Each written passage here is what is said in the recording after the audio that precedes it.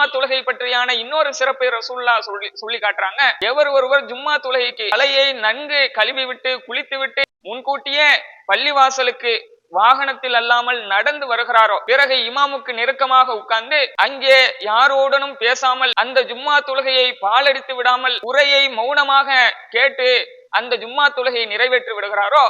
அத்தகைய நபருக்கு கானலகு பி குல்லி ஹுதுவத்தின் அமலு சனத்தின் அஜுரு சியாமிகா வக்கியாமிகா, அவர் வீட்டிலிருந்து நடந்து வந்தார்ல,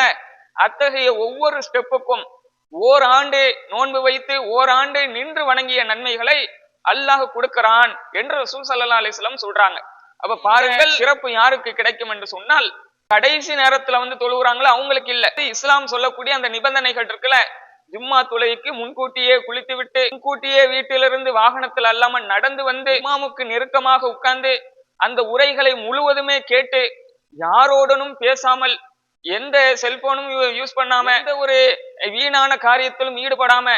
அந்த ஜும்மாவை தொழுது முடிக்கிறாரோ நபர்களுக்கு இவ்வளவு சிறப்பு இருக்கிறது என்று நபி ஸல்லல்லாஹு அலைஹி வஸல்லம் சொல்றாங்க.